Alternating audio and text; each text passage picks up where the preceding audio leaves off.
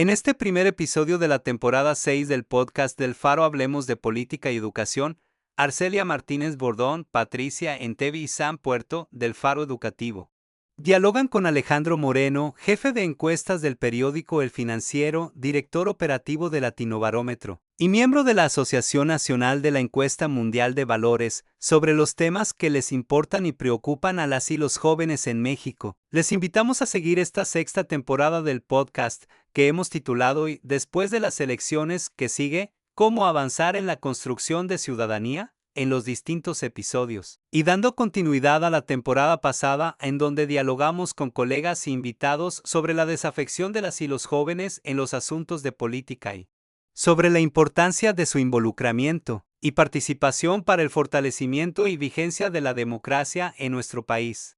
Reflexionamos con nuestros invitados sobre lo que les importa a las y los jóvenes y sobre los retos para construir una educación para una ciudadanía crítica. El Faro Educativo de la Universidad Iberoamericana es un observatorio ciudadano que tiene como objetivo central la generación de diálogos informados sobre los alcances y retos de la política educativa, además de la promoción de una cultura de participación y rendición de cuentas. Buen día. Hoy tenemos el gusto de comenzar la sexta temporada del podcast del Faro Educativo, Hablemos de Política y Educación. Yo soy Arcelia Martínez y les agradezco que nos sigan. Esta temporada vamos a hablar de un tema que nos parece muy importante que en el Faro es después de las elecciones que sigue. Vamos a hablar sobre los retos para avanzar en la construcción de una ciudadanía democrática en este país, en México, y el papel que juega la universidad, los jóvenes, ¿no? Cómo se están involucrando o no en los temas y asuntos de política. Y para este primer episodio tenemos al doctor Alejandro Moreno Álvarez, con quien vamos a dialogar sobre la encuesta de valores Mundial de Valores 2023 y específicamente, ¿no?, en el tema de qué les mueve a los jóvenes del mundo y por supuesto de México. Bienvenido, Alejandro, muchas gracias por estar con nosotros. Muchas gracias, Arcelia, un gusto. Bueno, quisiera rápidamente hacer una semblanza de nuestro invitado. Él es académico del Instituto Tecnológico Autónomo de México, del ITAM, responsable de las encuestas del Diario El Financiero, profesor de Ciencia Política desde el 96. Él es doctor en Ciencia Política por la Universidad de Michigan y licenciado en Ciencias Sociales por el ITAM, miembro del Sistema Nacional de Investigadores, nivel 3, especializado en opinión pública, comportamiento político, elecciones, política comparada y metodología de investigación de encuestas. Es presidente de la Asociación Mundial de Investigación de Opinión Pública, la WAPOR. Bueno, fue presidente del 2013 a 2014, vicepresidente de la Asociación de la Encuesta Mundial de Valores del 2013 a 2023, tesorero desde el 2023, director operativo del Latinobarómetro de 2010, y también fue jefe de Departamento de Investigación y Encuestas de Opinión Pública en el diario Reforma. Yo recuerdo cuando Alejandro estaba en esa parte de Reforma y siempre leíamos, ¿no?, sus encuestas, sus artículos. Es consultor, director de encuestas en el Diario Financiero desde el 2016, académico visitante en el Instituto México del Centro Woodrow Wilson y profesor visitante en Rusia. Premios y Robert Worcester por mejor artículo del año 2006, en el año 2009. Tiene una trayectoria impresionante. Entonces, uno de los politólogos mexicanos más citados actualmente. Muchísimas gracias, Alejandro, de nueva cuenta, bienvenido.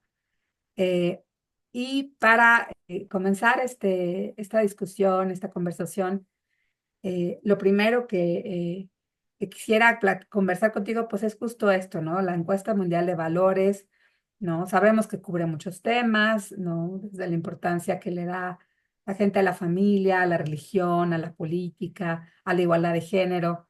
Y particularmente, bueno, pues nos importa conocer cuáles son los valores, lo que le preocupa y lo que le mueve a los jóvenes, ¿no? En la actualidad, no solo en México, ¿no? Es en el mundo, pero bueno, un poquito empezar por ahí nuestra conversación. ¿Qué es la encuesta mundial de valores? ¿Por qué es relevante para entender lo que le importa a los jóvenes en el mundo y en México? Adelante, Alejandro. Gracias. Claro que sí, Arcelia, muchas gracias de nuevo. Pues mira, es un tema que me apasiona, el de los valores y particularmente vinculado con la Encuesta Mundial de Valores, que ha sido un proyecto en el que he trabajado prácticamente desde la licenciatura, ya hace algunos añitos, pero a la fecha sigue siendo uno de los recursos académicos de investigación que creo que resulta muy, muy apasionante, muy interesante, muy útil para entender no solo a las sociedades en su conjunto, sino a los jóvenes en general. Dos cosas te comento rápido de la Encuesta Mundial de Valores. Una muy breve, su presente es uno de los recursos de las ciencias sociales más utilizados en el mundo. Consiste en hacer una encuesta guiada teóricamente sobre el cambio de valores en más de 100 países del mundo. Solemos hacerla cada 5 años, en rondas de cada 5 años. Y bueno, pues hay una representación de la población mundial casi en un 98%, es decir, está representada casi toda la población. Y México tiene, pues de alguna manera, este afortunado hecho de que es de los primeros países en donde empezó a hacerse la encuesta por allá de 1981, 1982, y tenemos un seguimiento de datos, pues a nivel mundial, pero también de México, durante los últimos 40 años. Esta encuesta, te platico ahora un segundo aspecto, su historia tiene que ver mucho con investigadores europeos, pero también con el profesor Ronald Inglehart de la Universidad de Michigan, de ahí mi vinculación con el proyecto, fue mi asesor, fue mi mentor. Y no solamente eso, fue uno de los principales teóricos del cambio de valores y de estudiar cómo este cambio de valores estaba cambiando a las sociedades, sus instituciones, sus sistemas políticos, sus sistemas económicos en la Europa por allá de los años 60, cuando de hecho su interés principal era estudiar a los jóvenes europeos bajo la sospecha de que estaban cambiando su manera de ver al mundo, sus cosmovisiones, sus preocupaciones eran distintas a las de sus padres y muy diferentes a las de sus abuelos, y la expectativa es que ese punto de vista, esos valores distintos, pues iban a estar asociados con cambios en las distintas maneras de organización social y política. De hecho, los sistemas de partidos en Europa cambian a partir de este reemplazo generacional valorativo que profesores como el académico Ronald Inglehart documenta desde entonces. La encuesta mundial de valores surge como una inquietud en Europa por entender por qué la gente cada vez iba menos a las iglesias, por qué había un proceso de secularización y por qué pues había menos ímpetu religioso. Un tema que tiene que ver con la secularización famosa asociada a esta teoría de la modernización en boga en los años 50 y años 60. Y académicos como Engelhardt, junto con otros funcionarios de la entonces naciente Comunidad Europea, Jacques-René Radier, entre ellos, pues empiezan a discutir si valía la pena no nada más medir cuestiones de religión, sino también de familia, de sociedad, de política, de trabajo. Y así es como va gestándose la encuesta mundial de valores desde los años 70, primero con la versión del Eurobarómetro, y ya en los 80, después de toda una década del Eurobarómetro, en los 80 empieza a llevarse a cabo una encuesta a nivel mundial que de alguna manera buscaba también dar evidencia, ofrecer evidencia de si lo que pasaba en Europa, este cambio de valores transformador muy profundo, pues también pasaría en otros lados del mundo. Después de esta breve historia sobre la encuesta mundial de valores, les comento rápidamente los contenidos. Ya ustedes mencionaban algunos. La encuesta mundial de valores se enfoca en cuestiones muy cotidianas como la familia, el trabajo, la religión, pero cotidianas y a la vez creencias profundas con prioridades que la gente pone en su vida, que le da importancia, y de ahí se va derivando en otras temáticas políticas, de equidad de género, de cuestiones que tienen que ver con el ocio, con el tiempo libre, con la ética del trabajo, con distintas perspectivas, pues podríamos llamarlas ideológicas o de cosmovisiones de qué es lo correcto o no para un país, posturas ante derechos crecientemente importantes, demandantes, cambiantes. Así que es una encuesta muy integral en la que quienes somos politólogos, pues también pensamos que todo eso se relaciona con el comportamiento y las creencias políticas. Así que, pues más o menos una introducción quizás ya no tan breve, pero en eso consiste la encuesta mundial de valores, en conocernos como sociedades a nivel mundial y por supuesto con la fortuna de tener un seguimiento de 4 décadas en México. Déjame hacer nomás un apunte último de que la serie que estoy por publicar en un libro pronto incluye también encuestas de valores, no necesariamente la encuesta mundial de valores como tal, pero sí empleando los mismos indicadores. Así que hay una serie que se va complementando a lo largo del tiempo con la propia World Value Survey, que es su nombre en inglés, y algunas otras de valores, la más reciente de las cuales se hizo, como bien decías, en el año 2023. 1982-2023, 4 décadas de mediciones y bueno, las lecciones creo que son muchas.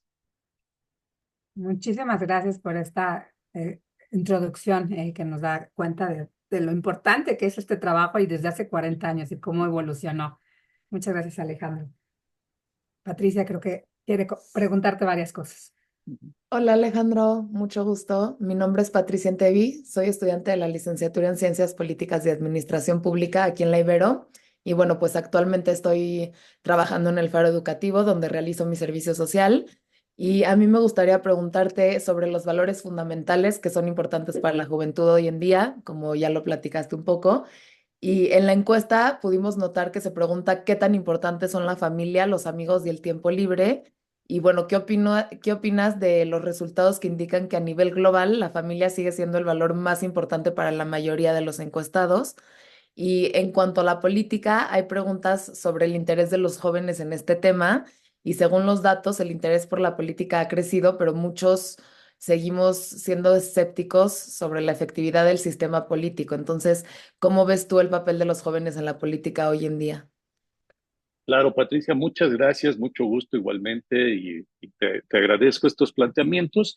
El cuestionario de la encuesta mundial de valores empieza con esta famosa pregunta de qué tan importante es en tu vida una serie de aspectos como la familia, la religión, el trabajo, la política, el tiempo libre. Y aparentemente es una pregunta muy inocente de que nos dice qué prioridades hay. Por supuesto, la familia ha sido, es y muy probablemente continuará siendo uno de nuestros referentes principales, nuestra institución básica, la familia.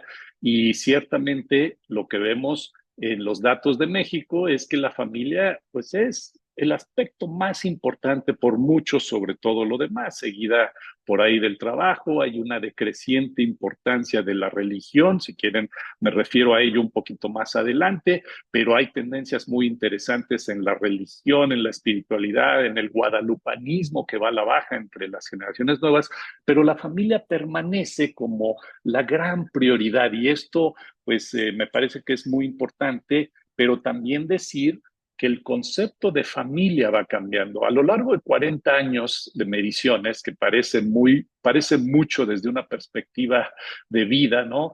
Pero no es nada en términos de la evolución cultural de las sociedades, en realidad estamos hablando de muy poco tiempo, pues la familia ha permanecido estable, pero el concepto subyacente de familia va cambiando.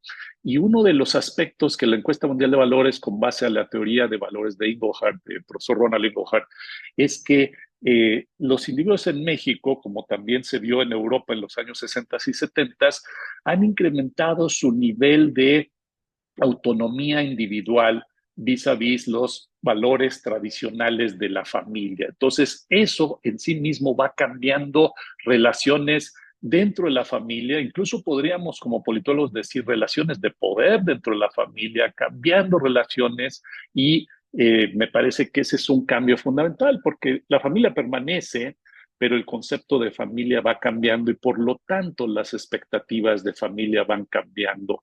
En torno a esta mayor autonomía individual, ¿de dónde se saca la idea de autonomía individual? Hay otra pregunta que le sigue a esta en el cuestionario, aparentemente también muy inocente, que dice, ¿cuál de las siguientes cualidades cree usted que deben de enseñarse a los hijos y a las hijas hoy en día, es decir, a los niños?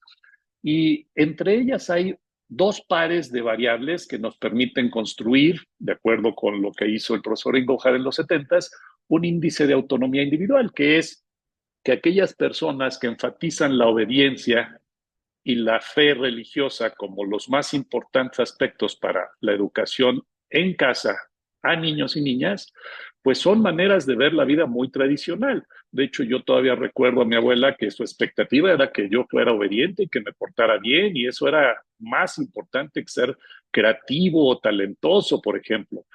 Por otro lado, hay otras dos variables de enseñanza a niños y niñas que tienen que ver con que sean más independientes y que también tengan determinación. Y, por ejemplo, ese tipo de cuestiones son otro tipo de valores completamente distintos, y a lo largo de 40 años lo que hemos visto es que ha bajado el punto de vista tradicional de obediencia y fe y ha subido el de la autonomía y la libertad individual. Y eso es una señal, entre otras que ofrece la encuesta, de una transformación fundamental en las sociedades. Hoy en día, por ejemplo, y déjenme poner aquí una provocación que desarrollo en este libro que está por salir en el análisis de estas encuestas, que es que nuestro vehículo social llamado México, en nuestra sociedad, la generación X a la que pertenezco yo y probablemente un poquito, no sé, por ahí no quiero atreverme, pero quizás Arcelia, que sea X, no, Millennial probablemente, pero la generación X es la que lleva ahorita el volante del vehículo social. Vamos nosotros sentados al volante como generación. Y la generación Z, la que ahí no tengo ninguna duda, pertenecen Patricia, pertenecen Samantha, probablemente Gerardo, a quien no veo acá, pero van sentados en el asiento trasero del vehículo social, pero vamos dirigiéndonos hacia donde el GPS de la generación Z nos lo indica. Y muchas de las gráficas de datos de la encuesta de valores que hemos construido a lo largo del tiempo nos van diciendo que el cambio valorativo por reemplazo generacional, guiado hoy en día más todavía por la generación Z que por la generación millennial, es hacia donde el país se está dirigiendo. Esto lo he discutido con mis estudiantes en el ITAM y no están del todo gustosos en ser los responsables del rumbo hacia donde vamos, pero sería muy quizás miope de nuestra parte no verlo así. Prácticamente estamos yendo hacia donde el GPS de ustedes nos lleva, y aquí el concepto de familia es tan solo uno de múltiples conceptos. El otro es el de la política. La política sigue siendo uno de los aspectos menos importantes que resultan de la encuesta. Es natural, vivimos en una época donde las democracias modernas son delegativas, donde la participación política es episódica, a veces cada 3 años, a veces cada 6 años, por ahí con alguna que otra protesta, por ahí de repente el 8 de marzo para los derechos de mujeres, pero no dejan de ser participaciones episódicas y por lo tanto es esperable que sea poco importante. Sin embargo, cuando vemos elecciones de frente, vemos que efectivamente el interés en la política aumenta, y aumenta entre todos los grupos de edades. Yo creo que la generación Z es bastante interesada en la política, pero hay un pequeño detalle que también se documenta en la encuesta de manera muy interesante y que lo vimos en las recientes campañas. La generación Z es una generación netamente digital, es otro tipo de consumo, otro tipo de información. Ustedes son la primera generación que nacieron en una era digital. Las demás generaciones nos hemos tenido que ir adaptando, cambiando, acostumbrando, pero ustedes son naturales en ese sentido, y pareciera que las campañas que entran a la zona digital y redes sociales no han terminado de entender efectivamente esta generación cuáles son sus preocupaciones, y entonces tratan de dar, como dicen ustedes, contenidos, productos que creen que van a ser atractivos para esta generación y resulta que no.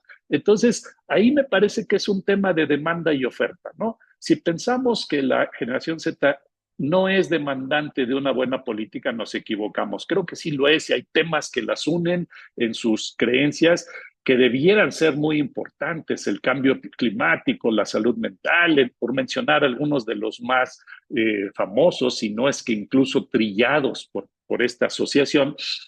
Pero no es simplemente buscar la participación o interés en redes sociales, sino tratar de dar los contenidos que sean compatibles con esta generación. En la Europa de los años 60, hoy la generación de mayor edad, porque ya no tenemos a la que era todavía más viejecita en las encuestas, que nació después de la Revolución Mexicana, pero antes de la Segunda Guerra Mundial.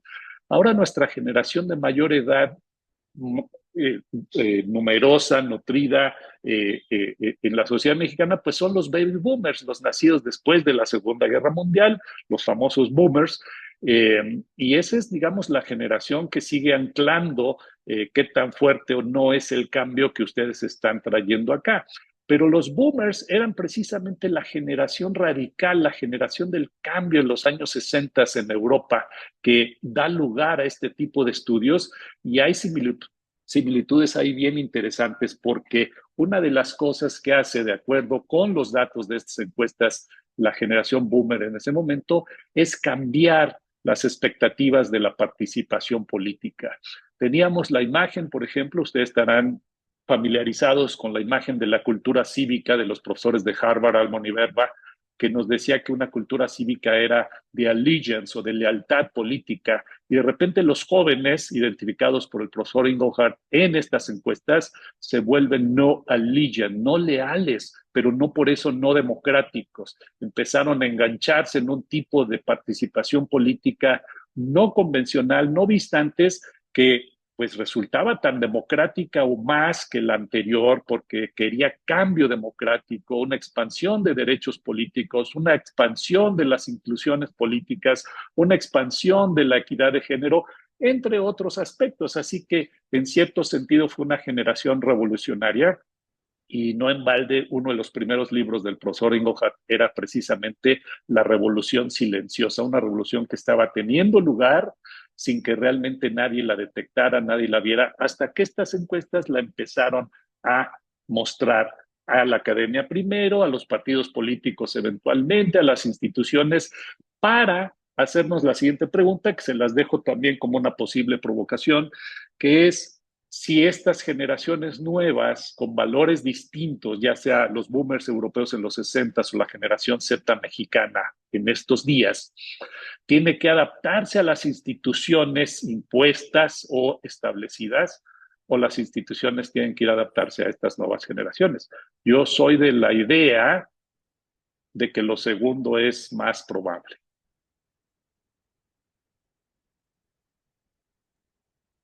Qué buena provocación. Y ahorita mis colegas jóvenes de la generación Z, como dices, ¿no? Seguramente reaccionarán a esta provocación. Yo soy de generación X, en efecto, ¿no? Entonces, completamente. Bueno, adelante, Sam. Gracias, Arce. Hola Alejandro, muchas gracias por estar con nosotros. Yo soy Samantha Puerto, estudio pedagogía en la Ibero y también estoy haciendo mi servicio en el Faro.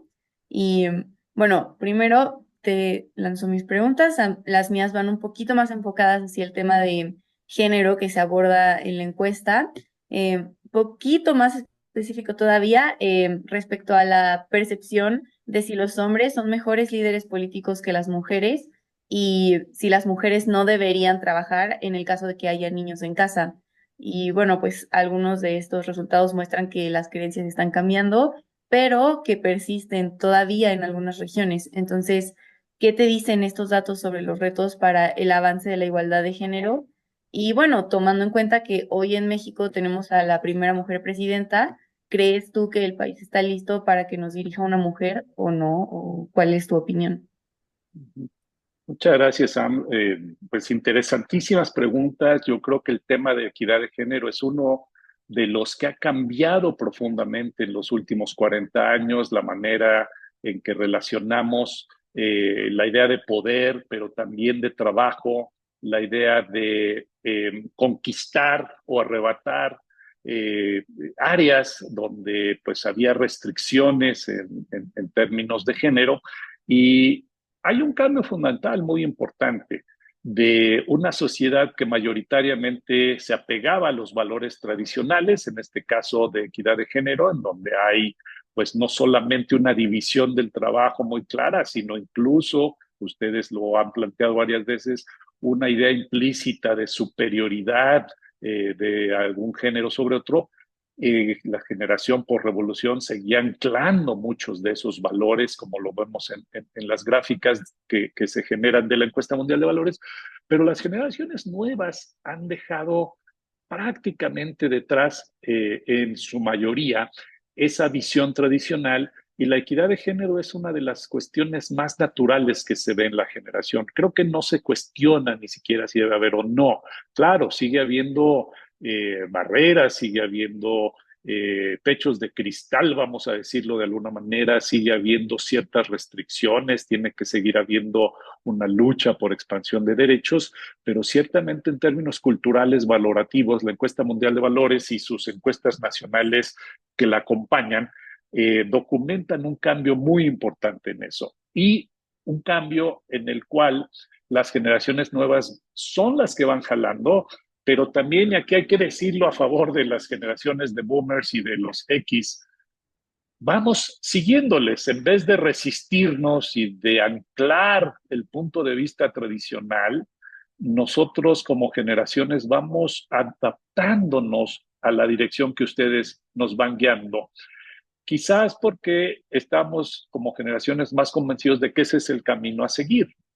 La generación por revolución, así entre los años 20 y 40, sí servía más de anclaje, pero ya las encuestas pues casi no tienen esa generación, es decir, cada vez es menos nutrida, y por lo tanto con la generación Z que crece, la encuesta de 2023, por cierto, no cubre a toda la generación Z, sino a la mitad, a la nacida entre 1997 y 2005. Todavía hay otros años posteriores de la generación Z que al momento de la encuesta no habían llegado a ser adultos, por eso es que no entraron en la encuesta, pero ya en estos años que siguen, pues la generación Z estará plenamente adulta, y entonces ahí veremos todavía más cambios porque faltaba la mitad de su generación de entrar a este tipo de estudios. Así que el tema de equidad de género es muy, muy importante, y además esa pregunta de si los hombres son mejores líderes políticos que las mujeres, estar de acuerdo, por supuesto, que implica esa superioridad, pero también un apego a los valores tradicionales que fueron imperantes por décadas y siglos, ¿no? Y que apenas en muchos casos empiezan a cambiar, pues es un correlativo, es decir, es una variable que se correlaciona de manera muy fuerte a nivel internacional con la equidad de género medida en términos objetivos, como el porcentaje de mujeres en los parlamentos, congresos, en posiciones de poder. Es decir, es un factor cultural que claramente está correlacionado en un sentido muy, muy fuerte con la institucionalidad a nivel internacional.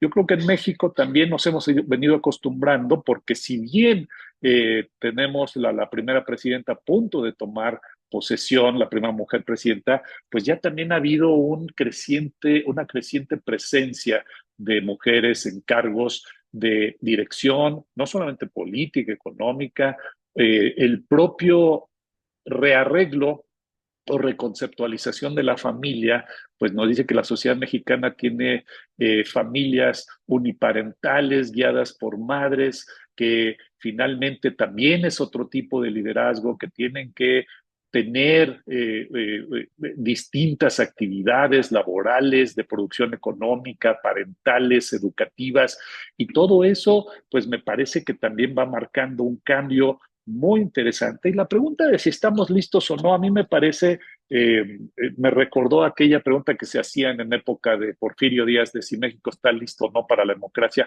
Y la verdad es que nunca lo sabemos hasta que lo probamos. Hay que aventarse y ver y aprender, porque la democracia se aprende viviendo en democracia, no imaginándola. La democracia se aprende con deliberación, con desacuerdos, con instituciones abiertas, de libertades, de derechos. No podemos simplemente imaginarla teóricamente, y creo que lo mismo un poquito aplica con el liderazgo femenino. A ver, hay actitudes para ello, sigue habiendo nichos machistas minoritarios. En la encuesta de valores más o menos calculamos que es alrededor de una nada despreciable, minoritaria, pero nada despreciable cuarta parte de la población mexicana, que sigue estando de acuerdo con la idea de que es mejor o es superior el liderazgo masculino, y eso va a seguir cambiando. Me parece que hay y este sexenio, por lo menos este próximo gobierno, pues nos va a dar también la oportunidad de ver cómo respondemos a ese cambio institucional. Pero de nuevo, no sé si les convenza o no mi planteamiento aquí, pero cuando nos preguntamos si estamos listos o no para eso, creo que es teórico. Hay que vivirlo, hay que experimentarlo, hay que a veces incluso decepcionarse de ciertas cosas, ver qué funciona, ver qué no funciona. Y de nuevo, la democracia, para aprenderla, hay que vivirla y al vivirla hay que valorarla y al valorarla hay que defenderla porque finalmente pues es un arreglo de respeto a derechos, de libertades, de expresión de opiniones y, por supuesto, de decisiones de ciudadanos comunes y corrientes como los que están retratados en estas encuestas de valores que nos permiten conocer a la sociedad en su conjunto. Así que uno de los cambios fundamentales en estos últimos 40 años, la idea de poder en términos de género, ¿no? Muchas gracias, Alejandro. Cuántos datos y cuántas cosas como de asimilar, ¿no? Hablas bueno, primero estaremos atentos a la publicación de tu libro. La verdad es que sí, sí queremos seguirte leyendo, ¿no? Hay una publicación por ahí de la encuesta anterior, ¿no? Que publicó la Cámara de Diputados, ¿no? Correcto. Y la tenemos, pero bueno, queremos los nuevos datos, ¿no? Yo te he leído y he escuchado en distintos espacios, pero justo buscando en las redes si había en línea, a ver si había un último dato o publicación. Así que qué bueno saber que ya viene en camino, ¿no? Sobre la última encuesta me refiero. Creo que has dicho cosas muy importantes, ¿no? Desde esta concepción de la nueva familia, ¿no? Justo las familias ya no es la familia nuclear donde hay padre, madre, hijos, ¿no? Hay un cambio muy importante, ¿no? Hay familias ya monoparentales o con dos mamás o con dos papás, ¿no? Y entonces esto me lleva a comentar también lo que decías, de cómo la generación Z nos lleva a nosotros, ¿no? Yo que soy mamá de dos adolescentes, ¿no? Y la forma incluso de hablar, ¿no? El lenguaje inclusivo, ¿no? Incluyente, ellos son los que van moldeando, en mi caso, y creo que de muchos colegas y amigos de mi generación, la pauta, ¿no? Ellos nos van enseñando, somos menos rígidos que nuestros padres con nosotros, ¿no? Donde estaban las reglas muy bien puestas y con una mirada te decían, silencio, ¿no? Solo con mirarte, ¿no? O sea, ni siquiera era tener que decirte algo. Entonces aquí creo que los jóvenes nos están retando mucho y me parece muy bien, ¿no? Luego decías algo muy interesante, ¿no? Que también ahorita no sé, lo comentaremos si los jóvenes se adaptan o si las instituciones deben adaptarse. Y una de las preguntas que yo te quería hacer relacionado un poco con esto es el tema de la politización de los jóvenes en México, ¿no? Aprovechando, ¿no? Que también, bueno, pues tú llevas un chorro de encuestas, las encuestas del Financiero. ¿Cómo fue el voto de los jóvenes en las pasadas elecciones? No sabemos que participó más del 60% de la población, ¿no? De este padrón de 99 millones de personas, 60 millones votaron, ¿no? O sea, no es un número despreciable. Creo que la participación más baja fue en el 2006, ¿no? En respecto al padrón. Pero bueno, ¿cómo votaron los jóvenes, ¿no? ¿Qué tanto participaron? Eh, y hay una preocupación, ¿no? Al menos desde el Faro lo venimos trabajando hace tiempo, ¿no? El tema de si los jóvenes sienten justamente por el desgaste de la democracia poco interés en la política, ¿no? Como se explica, ¿no? Incluso se habla del concepto de desafiliación política. Entonces, que nos contaras tú un poquito esto. A veces pensamos que están desafiliados porque no van a votar por la base de ningún partido político o no se afilian a un partido político, pero participan de otras formas, ¿no? Participan en movimientos, en marchas, en redes, como bien lo señalabas. Quizá no estamos a veces también logrando entender que buscan otro tipo de participación política justamente porque están desencantados de la política, ¿no? Entonces, bueno, una reflexión respecto a eso, porque además yo también platicando con mis alumnos acá en la Ibero, ¿no? Es bueno, pues mientras no participen en las instituciones formales, ¿no? Donde pueden cambiar el sentido de las votaciones, eso no significa que no deben participar en marchas y en movimientos, pero si no participan también en el tema formal, ¿no? En las elecciones, ¿no? Y se involucran en los asuntos de política, pues difícilmente vamos a cambiar las cosas en el país, ¿no? Entonces, bueno, me gustaría escucharte sobre ese respecto, ¿no? Y no sé, creo que aquí también Patricia y Samantha, te vamos a añadir un combo paquete de preguntas, ¿no? Sí, claro. Patricia. Y también quisiera agregar, en tu opinión, saber si están los y las jóvenes informadas sobre asuntos de política y pues en qué sentido, en qué aspecto. Ujú. Y Sam, creo que querías comentar algo también. Sí, y bueno, como siguiendo igual la línea de jóvenes, ¿qué se podría hacer desde el espacio educativo, por ejemplo, para nosotros la universidad, para avanzar en esta politización de los jóvenes? Muchas Ujú. gracias. Son muchas preguntas, pero bueno, ahí Sí. te dejamos nuestras inquietudes, ¿no? No, muchas gracias, muy interesante. Déjenme empezar muy rápido con el tema del libro, porque pareciera que estoy aprovechando para anunciarlo, publicitarlo un poquito, pero realmente al hacer énfasis es que viene un análisis sobre estos datos que creo que es, pues hasta cierto punto único en el sentido no por su fuente, es decir, por este autor, sino por sus datos, que son 40 años de seguimiento y en ese sentido creo que va a ser pues muy interesante, muy divertido verlo. Lo más probable es que sea un libro gratuito de descarga a nivel digital. Claro, habrá algunos impresos como libro tradicional, pero en ese sentido lo que quiero decir es no es un comercial, simplemente es un anuncio de que hay datos que están allí que creo que va a valer la pena comentarlos, a lo mejor en otra ocasión aquí mismo, si ustedes así lo desean una vez que se haga pero, que se publique.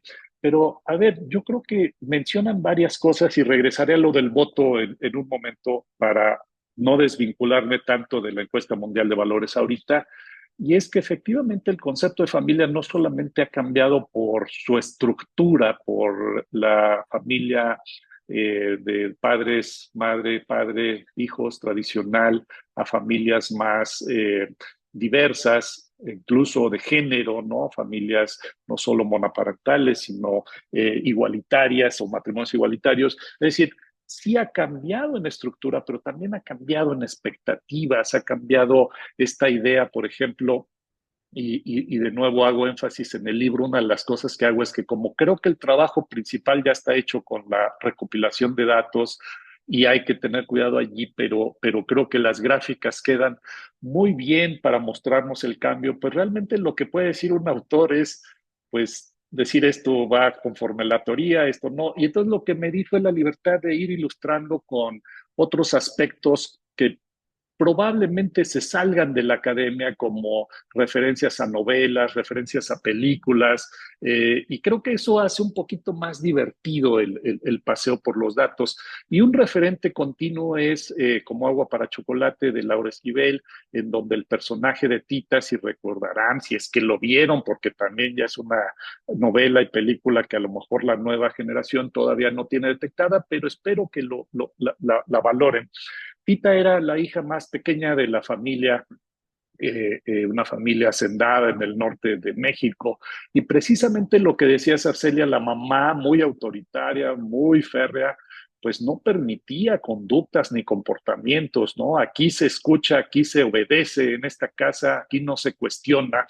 Y esos son valores, por ejemplo, que no cuadran con las generaciones actuales. Tita era una chica muy talentosa, pero que no tenía libertad individual. La libertad individual, la libertad de elección, es de lo que más se valora en las elecciones, en las generaciones actuales, y eso hay que entenderlo, qué significa. No puede estar una generación simplemente atada bajo las tradiciones familiares o religiosas. Sí puedo tener familia, valorar mi familia o incluso ser religioso por decisión propia, como una tita posmoderna sería una tita que cuida a su mamá en su vejez, no porque está obligada por la tradición, sino porque quiere hacerlo, porque desea hacerlo y porque tiene los recursos para hacerlo. Y entonces ese es un concepto muy distinto de la acción individual. Entonces creo que estos personajes, con el debido respeto y crédito, pues nos van ilustrando también parte del cambio del cambio valorativo. Así que pues espero que sea una ilustración importante. A ver, en la familia, por ejemplo, uno de los cambios también bien importantes es que por muchos años la encuesta mundial de valores mostró que a los padres hay que respetarlos y amarlos incondicionalmente.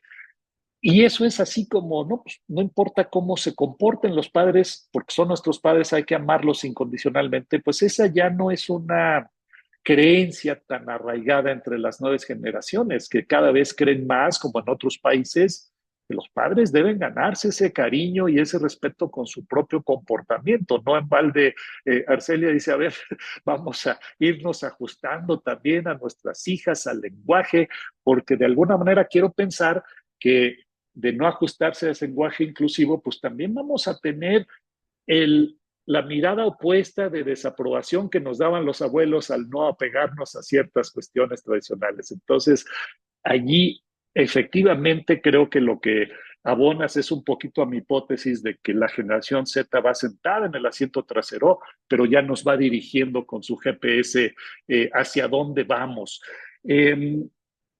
¿Cómo votaron las nuevas generaciones? Esto me salgo un poco de la encuesta de valores, que sí pregunta voto y que no sirve, pero es un año previa, la más reciente a la elección. Y apelo a una encuesta de salida que hicimos a votantes el día de las elecciones para el periódico El Financiero. Y curiosamente, a ver, en 2018, la generación más joven, porque aquí los centennials todavía no se incorporaban del todo, era muy pequeño, pero la generación más nutrida, más joven eran los millennials. Y los millennials fueron la primera generación que mayoritariamente apoyó a López Obrador desde mucho antes de las elecciones, en las campañas, y otras generaciones se fueron sumando al voto obradorista en 2018. Entonces, más o menos la diferencia por edad queda muy, muy modesta, no hubo. En 2024, sin embargo, sucede algo muy interesante, que es que aumenta el voto morenista. Claudia Sheinbaum se lleva una proporción mayor de votos que López Obrador, pero entre la generación Z, entre aquellos que tenían menos de 24 años al momento de votar, 18 a 24, el voto por la candidata oficial fue el más bajo. Fue mayoritario, 52% según el exit poll, pero fue el más bajo porque millennials estuvieron en 50 y altos, mientras que otras generaciones estuvieron por arriba del 60%. Entonces aquí sucedió algo. Sí apoyaron mayoritariamente, pero fue la generación que menos apoyó a esta candidata. Y repito, no por ser candidata, hay varios aspectos a considerar allí. La primera tiene que ver con la pregunta, quizás me parece, de Patricia. ¿Cómo se informaron?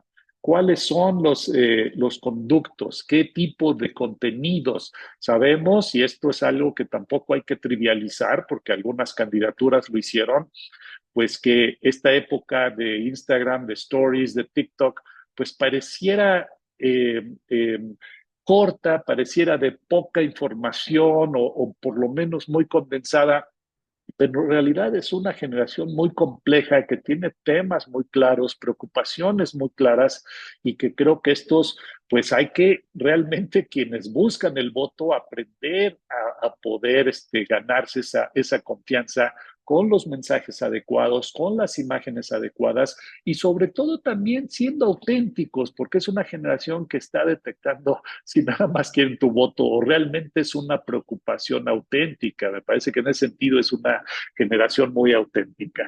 ¿Qué hacer? ¿Qué hacer para, desde el espacio educativo, promover la participación política? Pues por supuesto me parece que la universidad es un espacio natural para ello.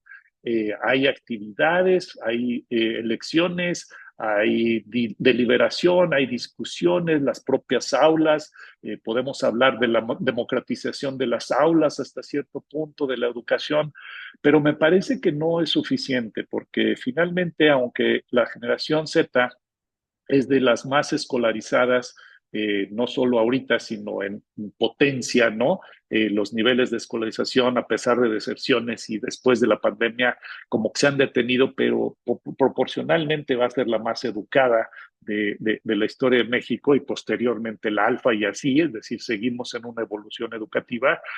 Sigue siendo una proporción minoritaria la que va a la universidad. Es decir, aquí no nada más es un tema de política pública, de cómo ampliar los estudios universitarios o generar mayores niveles educativos, sino también de cómo llevar ciertas dinámicas políticas de información, democráticas, de decisión a todos los niveles de desarrollo educativo. Es decir, sí, la universidad es un buen punto natural, pero hay una mayoría de jóvenes que no están llegando a ese punto de socialización política. Entonces la pregunta sería, ¿cómo expandirlo? ¿Cómo hacerlo? Y ciertamente por ahí alguna de ustedes comentaba que nota que hay distintas, me parece que era Arcelia, hay distintas maneras en que esta generación nueva se está manifestando en política y precisamente la de boomers en Europa en los años 60 cambió la manera de hacer política, cambió la manera de participar de cuestiones que pues no se veía nada allegiant, otra vez para usar ese término, de lealtad, ¿no? Era como, ¿cómo se atreven a pintar un monumento si son sacros, ¿no? Bueno, pues porque así nos leen, porque así nos escuchan, porque esta es una manera de autoexpresión que nos gusta, ¿sí? ¿Cómo se atreven a, por ejemplo, a vestirse de esa manera en los años 60? Pues porque este es un statement, porque esta es una manera en que también podemos expresar nuestra forma de ser, nuestra libertad o nuestro deseo de libertad. Y me parece que ahorita estoy evocando los años 60, pero tiene su símil, ¿no? Hay cosas que nos están expresando o que se están autoexpresando estas generaciones nuevas. Y aquí habría que ver también, en términos de información política, que la era digital, la era de Internet, la era de redes sociales, pues sí ha cambiado muchas de las dinámicas, pero lo importante es quizás habría que preguntarse, como lo hace este pensador, filósofo alemán en un libro reciente sobre su revisión de la esfera pública, Habermas, ¿qué tanto nos están permitiendo una deliberación democrática? ¿Qué tanto nos están permitiendo un contraste de ideas? ¿Qué tanto no solamente están pues atomizando a la sociedad en las famosas esferas específicas o cámaras de eco, que es uno de los temores sobre la digitalización, sino que tanto ofrecen un espacio de discusión política saludable en donde efectivamente la forma y las dinámicas de la democracia se vayan fortaleciendo. Hay un dato, y con esto termino mi comentario a las diversas preguntas. Si creen que me faltó algo, por favor me insisten. Pero hace unos días publiqué una columna con datos, precisamente de la encuesta mundial de valores, en las que, oh, sorpresa, o para algunos no lo es, para otros sí, la generación que más valora la democracia en México hoy en día es la más joven, la generación Z. Eso me parece un dato bien interesante porque habíamos visto en años recientes que en Europa y Estados Unidos los jóvenes eran los más decepcionados de la democracia, los que menos estaban creyendo en la democracia. Y de repente preguntamos en México y esta generación está consciente.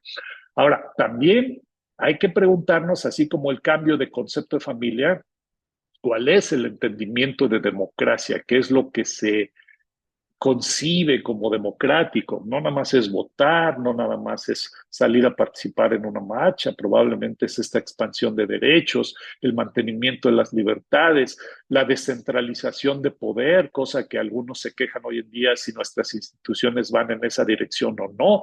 Habrá que verlo. Estamos ante una generación que está viendo cambios institucionales muy interesantes y, como dije, es una generación que lleva el GPS. Vamos a ver si las decisiones de instituciones y de gobiernos van acorde con ese GPS o no. Si no, va a ser muy difícil la adaptabilidad institucional a estas nuevas generaciones, ¿no? Como decías, a ver, los padres nos estamos adaptando a nuestros hijos, en el caso de Arcelia, las universidades nos estamos adaptando a nuestros estudiantes. Yo creo que muchos empleos se están adaptando también a sus nuevas generaciones, algunos a regañadientes, porque no es fácil cambiar, no es fácil aceptar puntos de vista distintos y de decir, yo siempre me encuentro incluso con profesores tanto universitarios como de preparatoria, diciendo, es que así no es que la forma tradicional es la mejor, es que, ¿sí? Y ahí pues es una resistencia natural a que lo que estamos viendo en las nuevas generaciones probablemente no sea lo mejor. Pero ¿quiénes somos nosotros para juzgarlo si es mejor o no? Hay que entenderlo, hay que analizarlo y hay que hasta cierto punto también valorarlo. Muchas gracias. Me encanta este símil que haces del GPS, ¿no? Recuerdo un viaje que hice por allá por Quintana Roo, no me acuerdo a qué parte iba, pero puse justamente, no me acuerdo si del Google o el Waze, ¿no? Pero me mandaba, yo muy confiada en el GPS y me mandaba me decía, vuelta a la derecha, y a la derecha estaba la selva, o sea, no había carretera, ¿no? No, esperamos que el GPS esté bien alineado, ¿no? Y bien programado, pero bueno, entiendo el feeling y me encanta. Varias cosas, ¿no? A partir de lo que señalaste, ¿no? Es un lujo tenerte, Alejandro, entonces quiero aprovechar para hacer unas Gracias. cuantas preguntas, ¿no? Eh, me parece muy interesante el cambio del concepto de democracia que señalas, ¿no? Porque habría que preguntar, normalmente alguien en la generación X entendemos democracia o quien estudiamos ciencia política lo entendemos como una elecciones periódicas, ¿no? Esa es la democracia electoral, ¿no? División de poderes, Estado de Derecho. Y si quieres agregarle calidad de democracia, pues tiene que ver justo la garantía del Estado de Derecho, ¿no? La participación libre, o la opinión libre, opinión pública libre, ¿no? La posibilidad de que no solo haya elecciones periódicas, sino que haya alternancia, ¿no? Que el aparato del Estado no controle los medios de comunicación, ¿no? Que haya esta libertad, ¿no? Eso requiere más ingredientes, ¿no? Que solamente el tener en el poder, tener, perdón, elecciones periódicas, ¿no? Pero bueno, yo creo que es un tema como muy importante de estudiar. Me encantó la frase, ¿no? Tomo varias notas de la democracia, se aprende viviéndola, no teóricamente, ¿no? Y ahorita que hablabas de algunos de los datos, ¿no? A partir de los datos de la última elección, hablabas de los jóvenes y que sí votaron mayoritariamente por Morena, pero no tanto como los millennials o no tanto como los X o los boomers, ¿no? Que los boomers que quedan por ahí, pues sí, están altamente cuestionados y contentos, ¿no? Con Morena. Pero yo no sé si también ahora en estas secciones o análisis por sectores, ¿no? Este, también, o por estratos, ¿no? Si también podemos entender el voto dependiendo de la escolaridad de las personas, ¿no? Porque ese creo que es un dato importante, ¿no?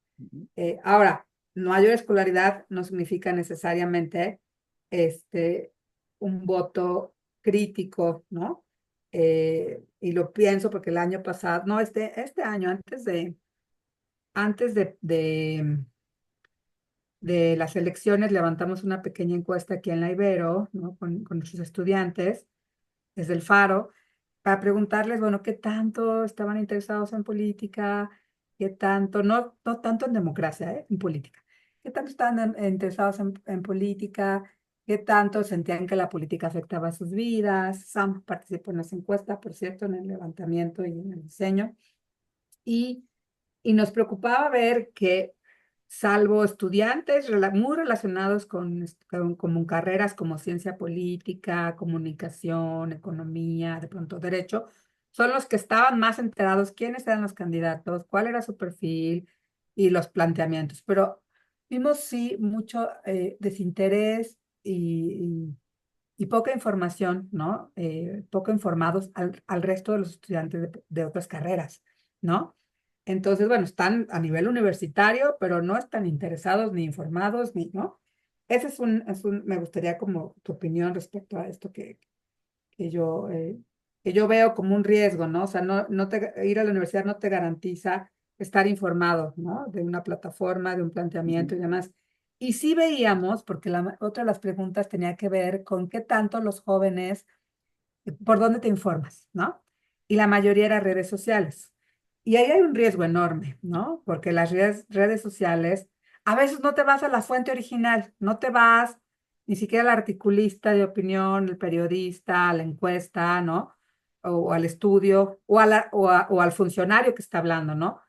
Es como, es que mi amiga Bandó usó un reel en Instagram o hizo algo y por ahí me enteré, ¿no?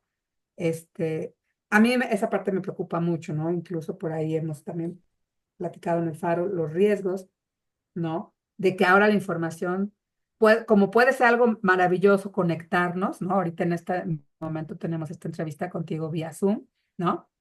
Entonces, y puedo entrevistar también a otro profesor que está en Estados Unidos o en Chile o en Canadá, ¿no? Y eso es increíble. Pero por otro lado, o sea, el tema de las tecnologías, pero el tema de los riesgos de las redes sociales es esta desinformación, estas fake news, ¿no? Y que estemos, ya lo decías tú citando a Habermas, ¿no?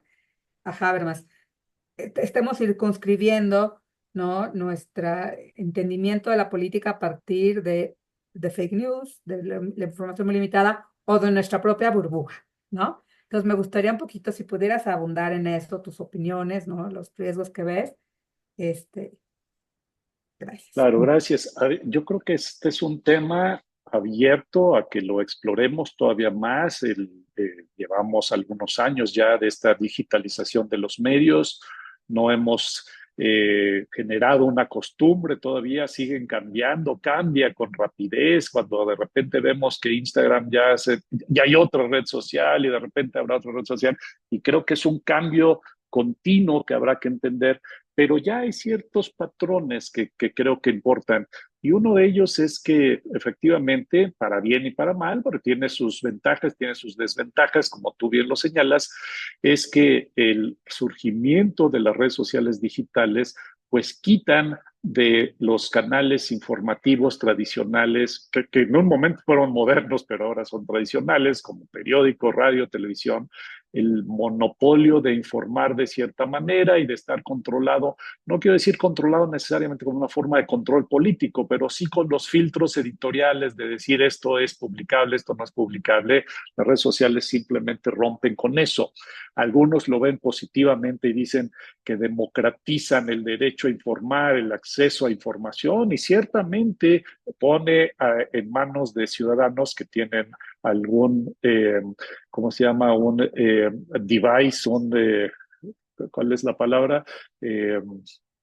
Teléfono o iPad o lo que sea, la posibilidad de generar contenidos o generar descontenidos o desinformación también. Entonces tiene sus ventajas, probablemente sí democratiza, algunas otras desventajas. El propio Habermas habla de esta atomización de la sociedad en donde prácticamente se pierde la posibilidad o se puede perder la posibilidad de una deliberación democrática sana, pero es lo que tenemos, vamos a acostumbrarnos, estamos evolucionando o coevolucionando culturalmente con este cambio tecnológico digital.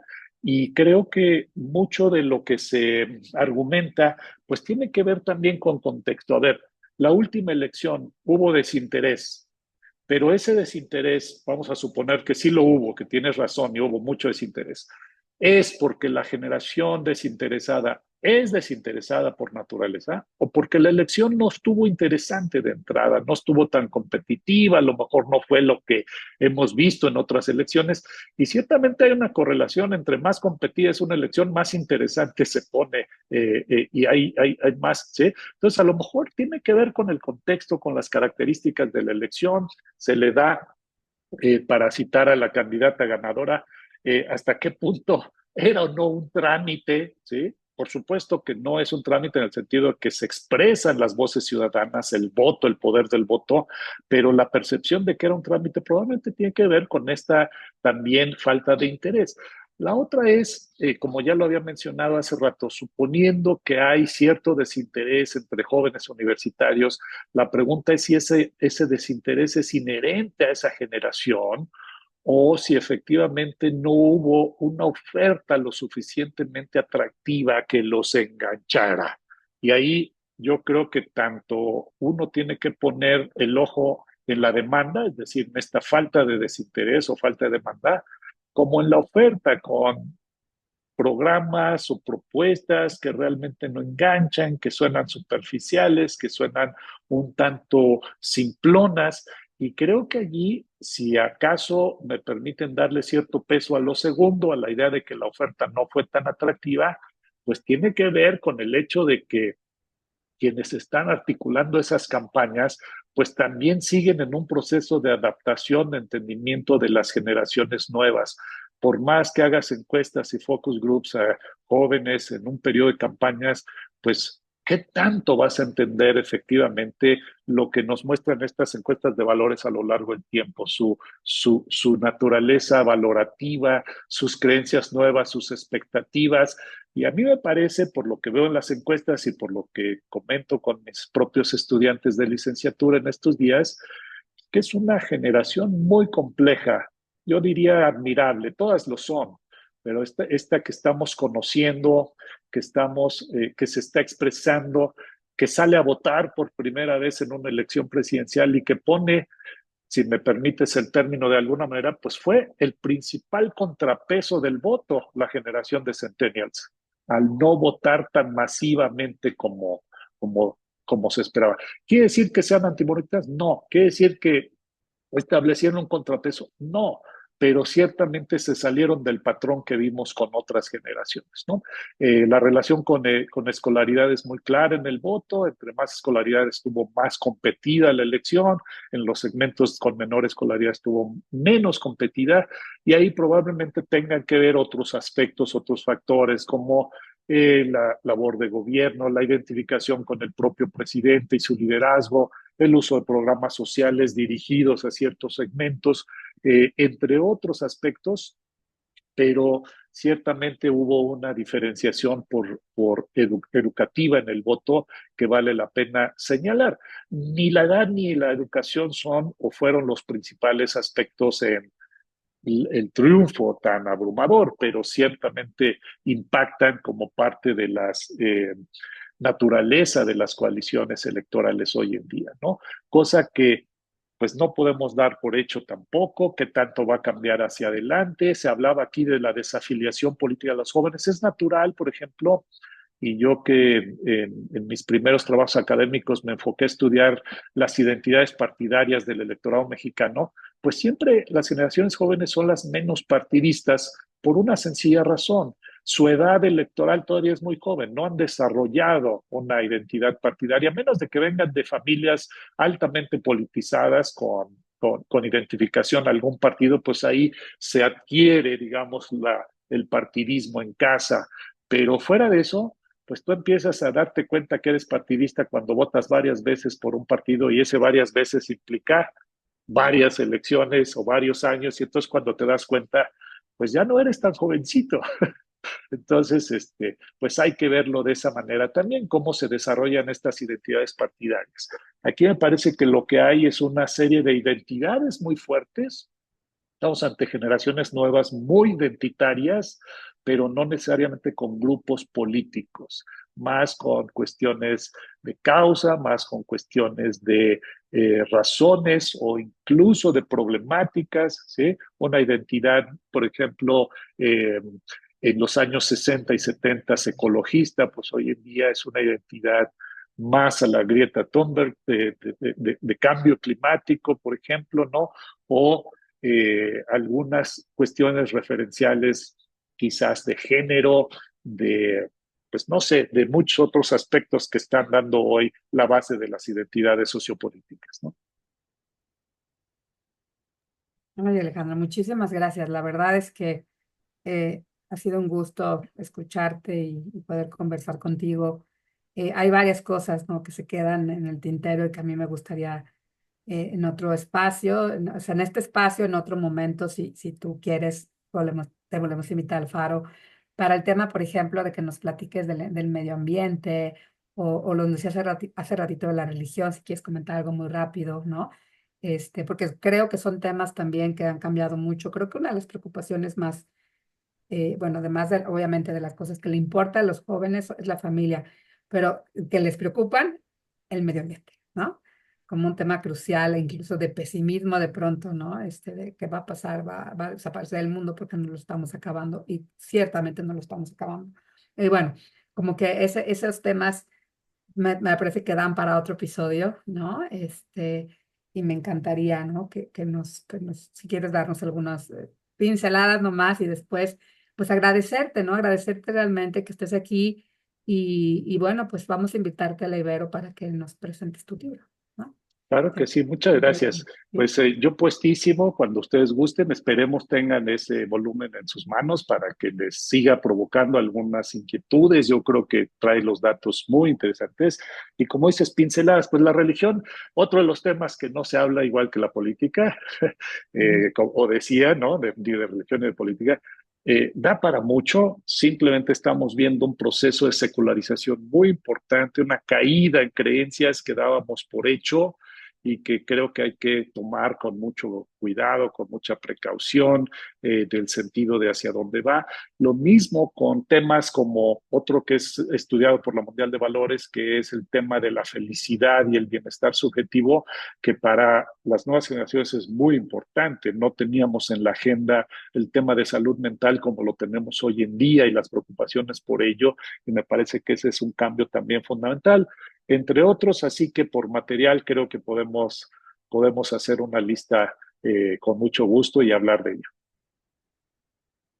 Sí, ya se me está ocurriendo otro episodio donde puedes justo venirnos a contar el tema emocional y estos otros valores o cuestiones subjetivas, pero que son importantísimas, ¿no? Los jóvenes ya no sé, y eso pasó mucho, no sé no sé cómo va a ser con los centennials, pero con los millennials el tema del tiempo libre, ¿no? El home office, el no el no ser workaholics como somos los X, ¿no? Este, ¿no? Como parte del cuidado, ¿no? Del cuidado de tu salud, de tu persona, de tu mente, ¿no? Pero bueno, vamos a ver qué nuevas cosas nos traen también los centennials, ¿no? Alejandro, pues agradecerte nuevamente. Estaremos súper atentas a la publicación de tu libro para invitarte al Ibero a que nos lo presentes y a comentarlo, ¿no? Pues muchas gracias, Arcelia, Patricia, Samantha, un gusto. Gracias por todas estas interesantes preguntas. Muchas gracias a ti. Buen día, ¿no? Buen día.